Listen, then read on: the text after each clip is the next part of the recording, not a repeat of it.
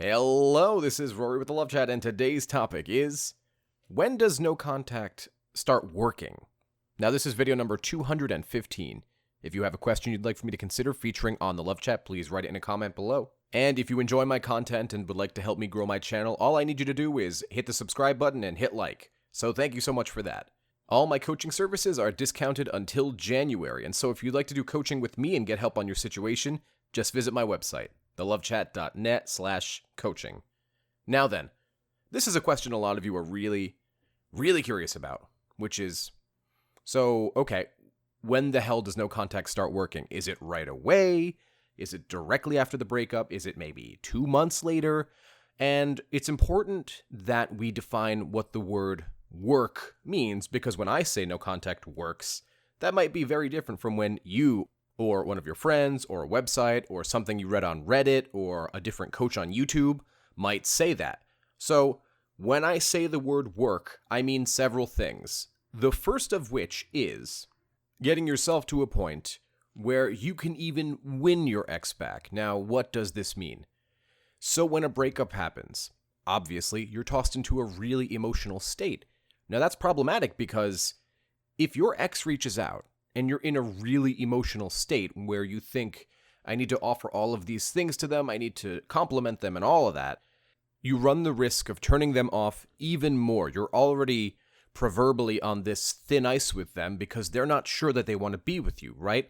Things have de-escalated to the point of a breakup. And so perhaps when you're in your most anxious times, and most anxious moments rather, you're going to kiss their ass until your lips are chapped. And we don't want that. We want them to see you as somebody who is strong, somebody who accepts the way that things are presently, and they realize that with their limited whims presently, they're going to use these situations they've been put into and turn it into victory, right? In other words, they're going to transcend their suffering and become better for it. You break up with me, I'm going to rise above it. I'm going to become better. I'm going to get stronger, more fit, more mentally healthy, a new car, a new job, whatever it might be. Whatever goals are important to you, which is why I always use the term meaningful goals. So when does that start working? Well, that's up to you. It's up to you when that starts working. Look, I'm not suggesting that you're going to just immediately leap into no contact and feel good about it right away. That's not what we're saying. But that is not the definition of the term work in this context. When I say work, I mean you do the healthy thing for you even when you don't want to.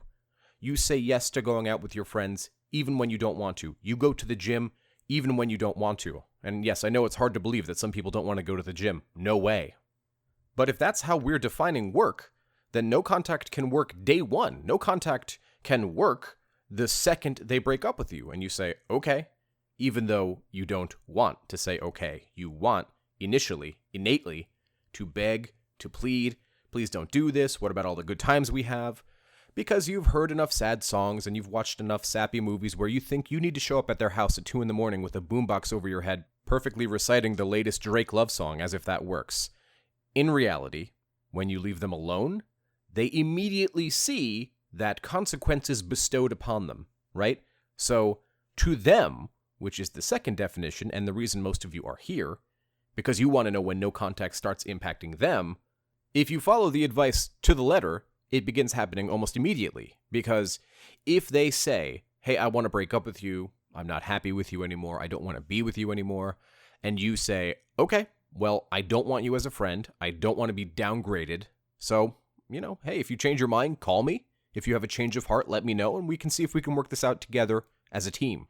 If you've done that, then no contact begins to take effect on them almost immediately because, let's face it, they weren't expecting that. So the first thing that comes out of their mind is going to be like, what? Did you just walk away from? But I thought, hey, wait a minute. I broke up with you. I'm supposed to have all the power. You're not supposed to walk away with your head held high. You're not supposed to walk away strong. Why weren't they bothered? Are they dating somebody else? What about me? Shouldn't they be worshiping me? What's wrong with me? And the very doubt that you feel during no contact is bestowed upon them. Now, this happens a little bit immediately because they're surprised when you say okay. They're surprised when you don't fight, when you don't beg and plead, when you tell them, look, I'm not happy with your decision, but I'm not going to fight it because that's only going to turn you off more. So it is what it is. If you change your mind, give me a call. I'm going to go hit the gym. Their jaw hits the floor. They're never expecting it, ever. Now, crawling even deeper into the meaning of this question, when does no contact start working to get your ex back? What you all really want to know is, okay, look, I understand that after a breakup, they're going to need a period of time where they just don't want to talk to me. They just don't want to be with me. I don't like it, but I understand it needs to happen. And I understand that during this time, I need to find helpful ways to self-soothe, right? The counselor, the gym, all that crap you talk about on this channel. But when are they going to miss me enough to come back? Now, here's my problem with that. It's getting into the unknown. I don't know. No coach knows. No counselor knows. No psychic medium knows. No law of attraction guru knows. Your mom doesn't know. We can't know that. That's like me saying, hey, what's tomorrow's lottery number? I don't know. And frankly put, guys, your ex doesn't even know. So trying to seek an answer from them when they don't have that information because the future is not set, right? If something changes and their life is met with constant misfortune post-breakup, the likelihood that they come back to you goes up a little bit because they don't feel safe now. They broke up with you, and then a bunch of bad stuff happened, and they don't have you to go and talk to about the bad stuff. And they try to, and you tell them, look, I'm not really interested in being your buddy, and this is kind of where you're trying to place me right now, so give me a call if you change your mind.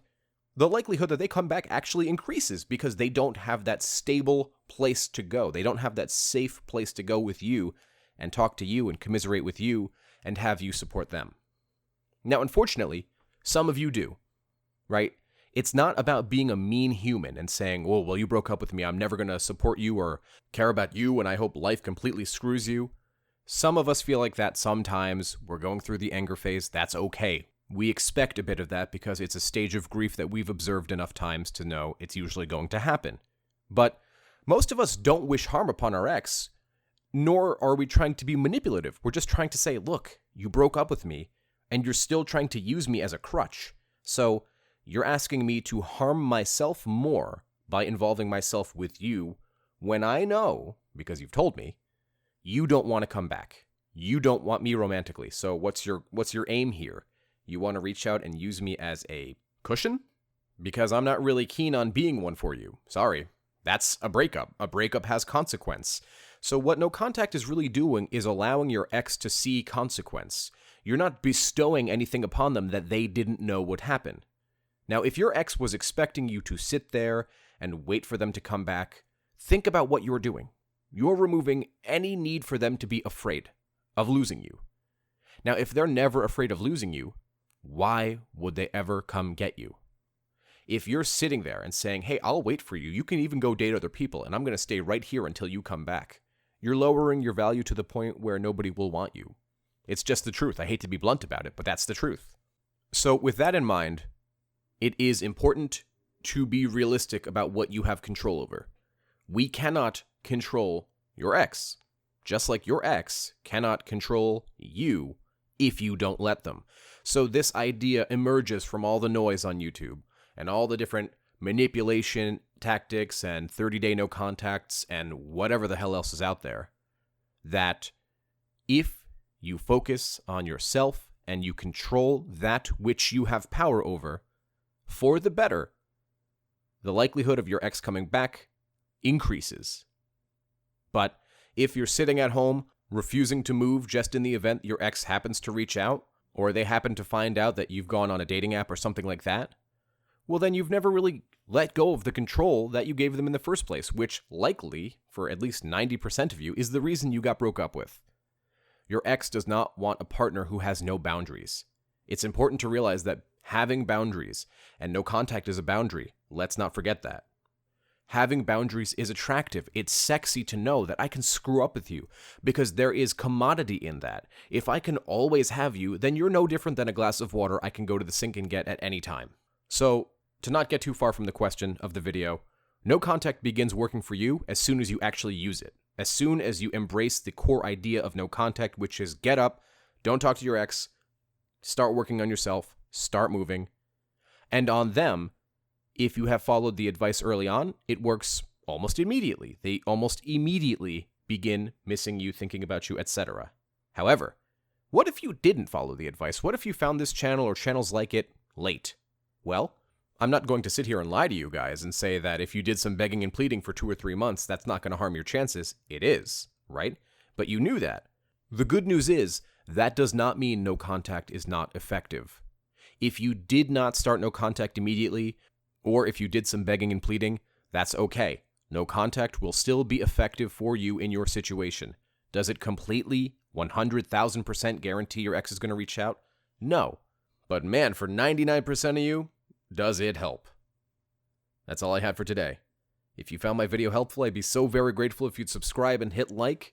Please leave a comment below and tell me what topics you want me to cover in the future. And if you would like extra videos every week, private live streams with me, and free giveaways of my best-selling book on Amazon, just visit my Patreon, patreon.com/thelovechat. Until next time.